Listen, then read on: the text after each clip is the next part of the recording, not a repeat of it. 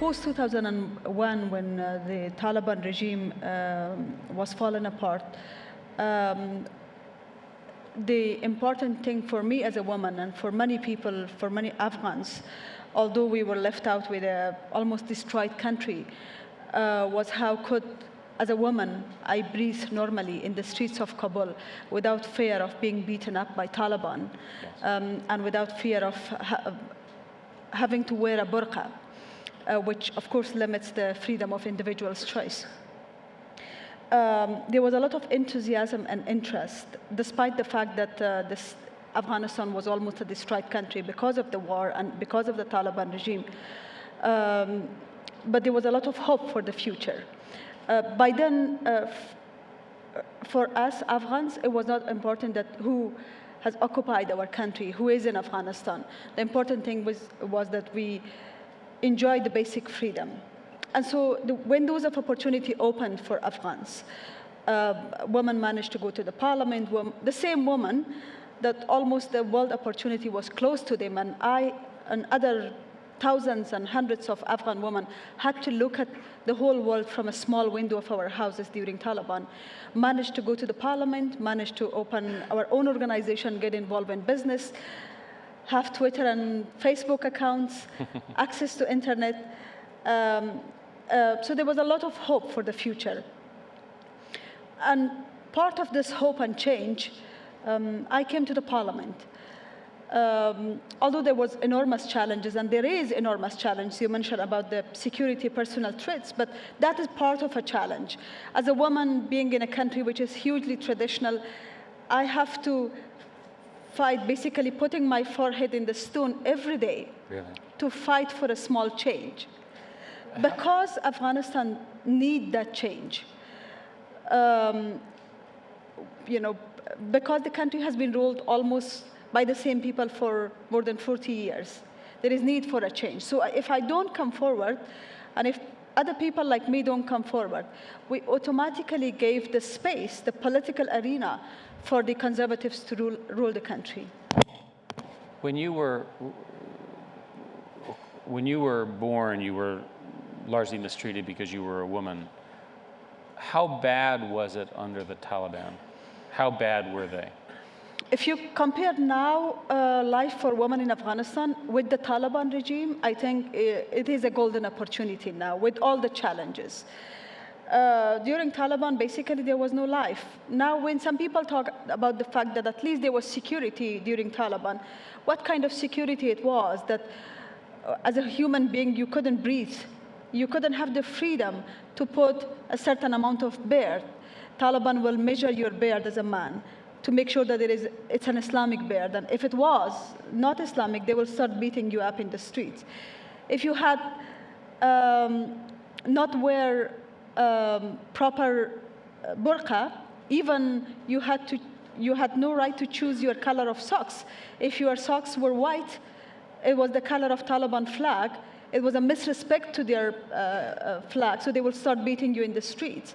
Now, when many countries argue about Taliban coming back to power because security is needed in Afghanistan, yes, peace is essential for a country, but in the meantime, justice is equally important. When I've been to Afghanistan, I've been to Kabul, and I actually liked the people that I met a great deal. Can you give us a sense of why you love your country? What is in fact special about Afghanistan? Well, what you have been hearing about Afghanistan through media usually is a country that is under war and terrorist attacks, and it has been under civil war. That's one page of Afghanistan, one side of Afghanistan image. There is the other side of the country, which is full of culture and tradition. It's an enormously rich country in terms of having natural resources. It's untouched kind of resources. Will have a huge potential for economic growth. People of Afghanistan are so friendly and strong, especially women. We have been hearing about poor women of Afghanistan. I'm not pro using poor anymore for women of Afghanistan. Women of Afghanistan are poor, but in the meantime, they have demonstrated enormous resilience during war and conflicts that prove them to be strong characters. It's a country of a strong protection system for the families. Can you imagine if any other country would have been under 30 years of war and conflict, all the social structures would have been damaged by now. But because of the strong system of protection and the sense of relationship and culture we have in Afghanistan, despite the fact that we have been under war, still there is we don't have such problem that you have it in other post-conflict countries, like street children as yet, or women prostitution houses because there is no other place for women to go. Yes, women are suffering, but these are like typical kind of traditional problems that women are suffering with. Let's talk a little bit about security and the current security environment. It's very difficult to have a country do very well with the level of fear and the insurgent attacks. 80% of the political leadership that have been assassinated by insurgents. This is a very, very real threat to the way the country is run. How would you characterize the security now as opposed to a few years ago? When I was in Afghanistan, for example, the president and earlier this year, were very concerned about the American training and support of the military, and they were very concerned that in 2014, the support would be withdrawn too quickly. Well, there is a great amount of uncertainty and concern about Americans' withdrawal in 2014. First of all, because 2014 is critically an important year. We have a presidential election. And so this is the year that the Americans would like to withdraw. Security is deteriorating in some parts of the country. If you compare it to a few years back, up to 2005, 2006, and up to the time that the Iraq war started, I think the situation was taken for granted in Afghanistan that security will not deteriorate.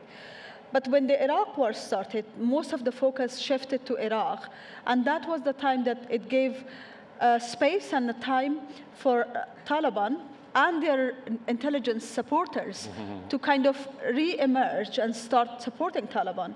So therefore, Taliban became once again a potential security threat. Yes, Afghan forces, security, and the police and army, we're proud of them because they do work under a very difficult situation. Along with your troops, they invest blood and treasure. But I guess Afghanistan has been under a lot of regional kind of attack. Afghanistan has become a battlefield between the regional powers, Pakistan, Iran. Relationship certainly affect Afghanistan security.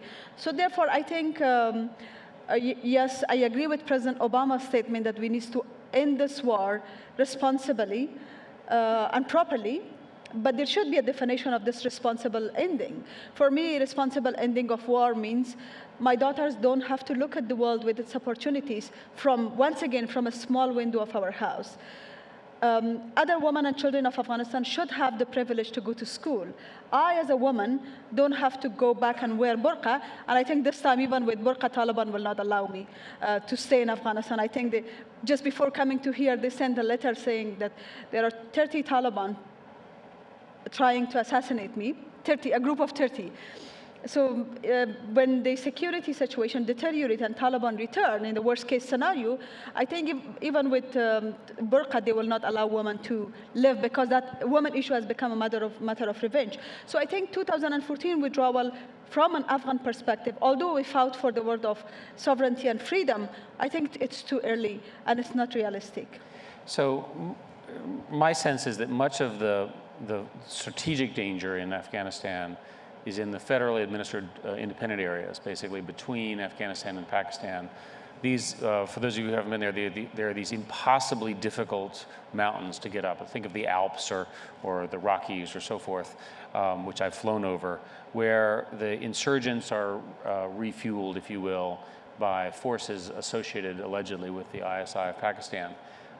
Is there any way for you to negotiate a good outcome with Pakistan over these areas?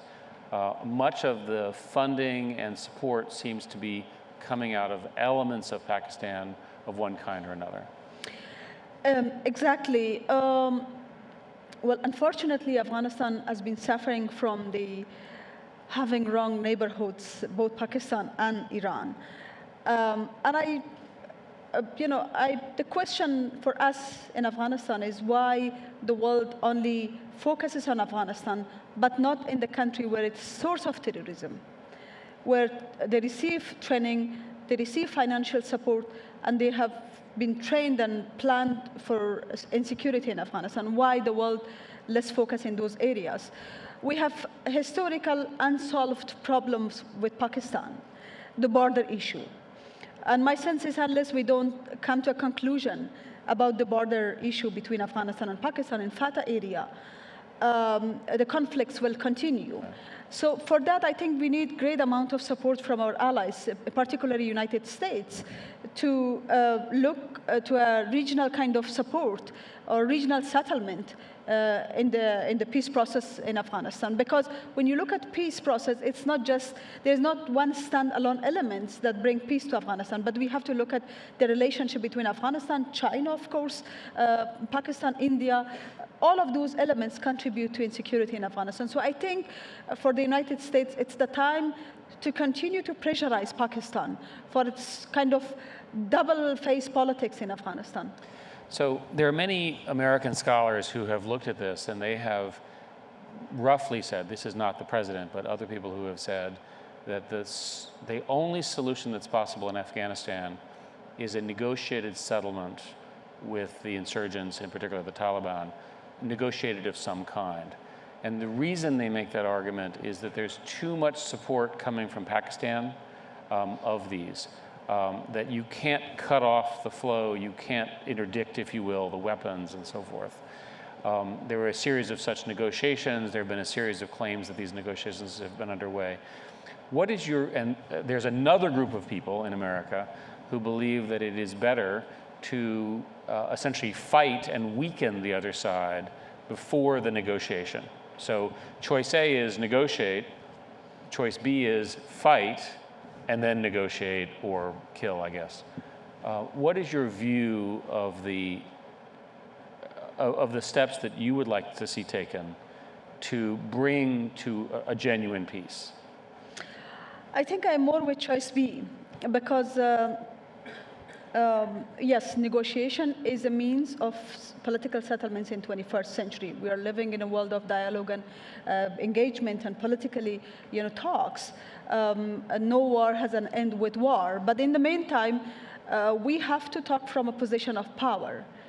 We are not with an organized group of insurgents. There are different groups with different interests that are involved in war in Afghanistan.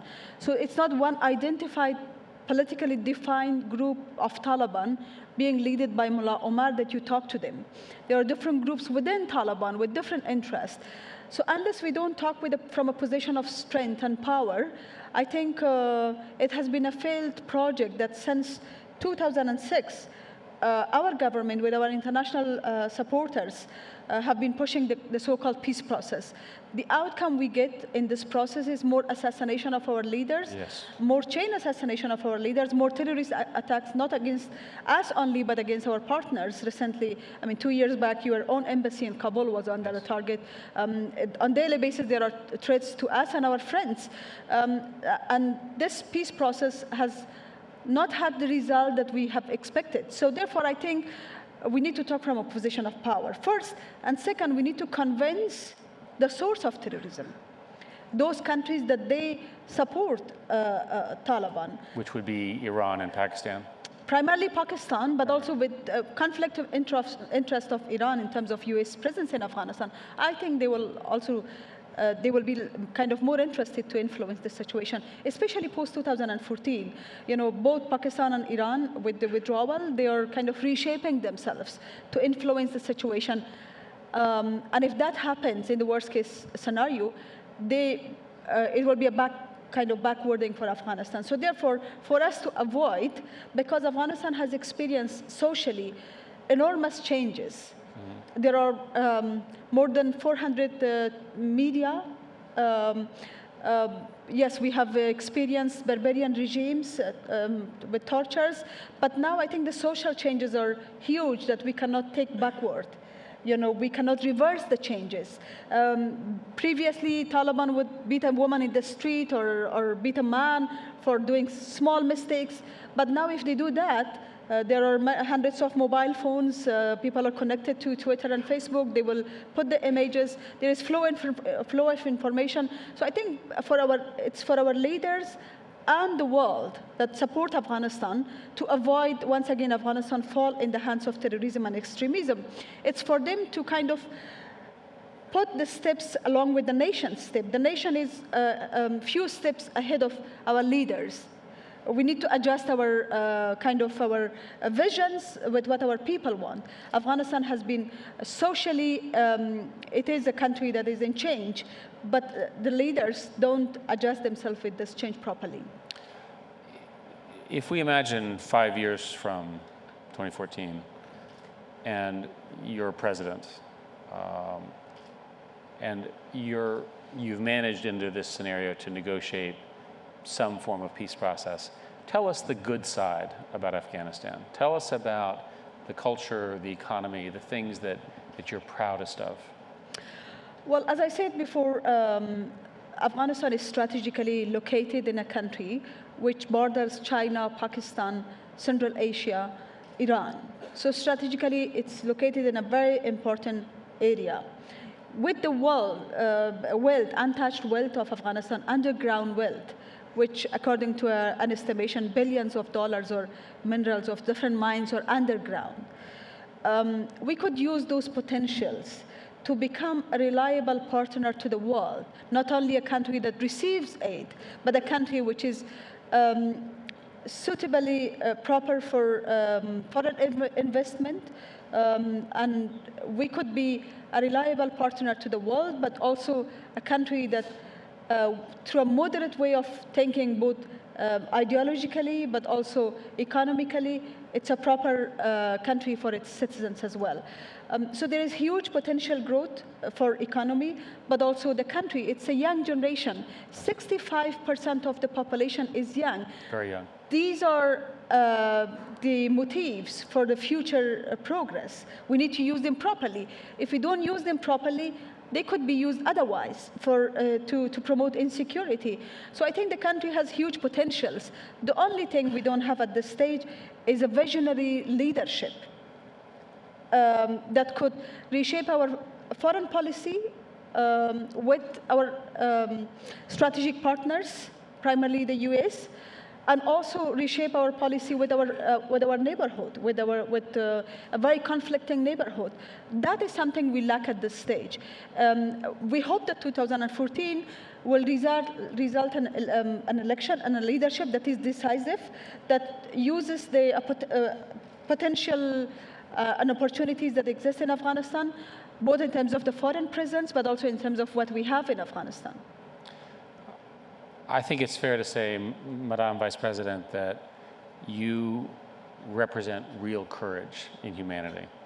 When I think about what you have gone through and the sort of personal risks that you've taken to try to lead your country forward, I think it's fair to say that I and everyone here admires your courage and your stamina, and I suspect that we all support you very, very much. I want to thank you so much for coming to our conference. It's been fantastic. So thank you very much.